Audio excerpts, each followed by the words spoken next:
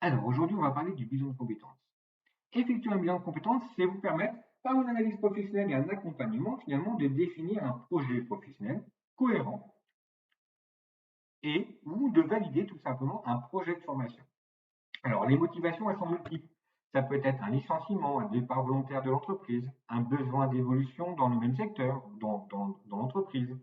Ça peut être aussi une orientation, une réorientation vers un autre domaine d'activité.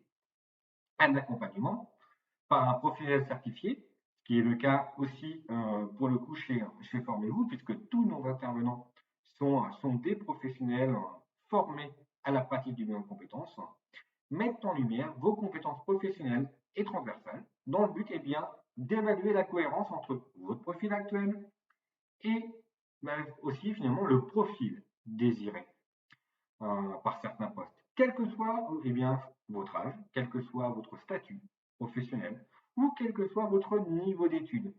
Le bilan de compétences, il est réalisé par une personne obligatoirement extérieure à l'entreprise. On a un code de déontologie, on respecte, nous, un code de déontologie au travers de notre métier. On s'engage donc à garantir bien, une totale confidentialité concernant nos entretiens, votre identité, la rédaction de différents documents. Vous êtes d'ailleurs vous-même propriétaire du document de synthèse qu'on vous remet à la fin du bilan de compétences. Alors, le bilan de compétences, ça peut se faire sous plusieurs façons. Soit on peut le faire en présentiel, soit on peut l'effectuer aussi en distanciel. À qui ça s'adresse? Eh bien, tout simplement à des salariés en CDI, en CDD, en intérim, des salariés du public, des salariés du privé, des personnes en situation de handicap, des personnes également en recherche d'emploi, inscrits ou non d'ailleurs à France Travail. Ça peut se financer via différents types de financement, que ce soit un financement personnel, que ce soit un opérateur de compétences, votre employeur, que ce soit le CPS, que ce soit France Travail, la NFH, enfin bref, tout type de financement sont possibles au travers des bilans de compétences chez Formez-vous. Comment on réalise un bilan de compétences?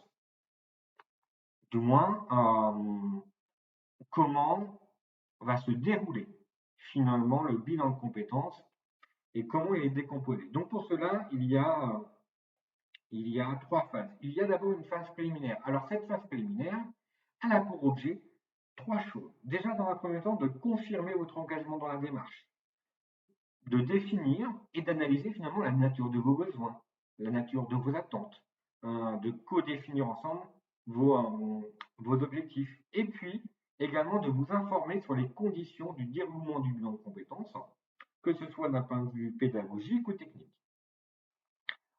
Ensuite, il y a une phase d'investigation qui représente, dans le cadre d'un bilan de compétences, environ 90% de tout ce process de bilan de compétences. Là encore, trois éléments principaux ressortent de cette phase d'investigation. En fait, cette phase elle va permettre, dans un premier temps, d'analyser vos motivations, vos intérêts professionnels et personnels. Donc cela, on va pouvoir le faire à travers différents exercices, différents ateliers, peut-être effectuer des tests psychométriques. On va identifier vos compétences au travers de tout cela, vos aptitudes professionnelles et personnelles. Pourquoi pas éventuellement également évaluer vos connaissances générales si c'est dans le cadre aussi d'une montée en compétences au sein de l'entreprise par rapport à un poste bien précis. Ça va également permettre de déterminer vos possibilités d'évolution professionnelle. Et puis enfin, il y a une troisième phase, la dernière, qui est la phase de conclusion. Donc, au travers de tous ces entretiens qu'on a pu avoir, cela va permettre de, en ce qui vous concerne, prendre connaissance des résultats donc rédigés dans une synthèse, donc synthèse que l'on aura écrit, rédigé, travaillé et que l'on va relire ensemble pour s'assurer effectivement qu'il n'y ait aucune erreur. Cette phase de conclusion va aussi permettre de recenser les facteurs qui sont susceptibles de favoriser ou non la réalisation d'un projet professionnel et le cas échéant d'un projet de formation. Et enfin, Cette phase de conclusion va aussi permettre, le cas échéant, de mettre en évidence toutes les principales étapes au travers du plan d'action pour la mise en œuvre de ce projet.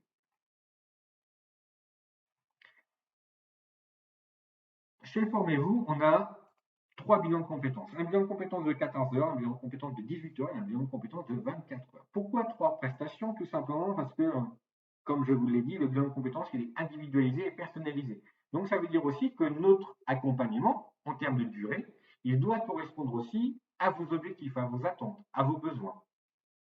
Il y a des personnes qui ont parfois besoin de plus d'accompagnement que d'autres, tout simplement. On se doit aussi de respecter un code de déontologie.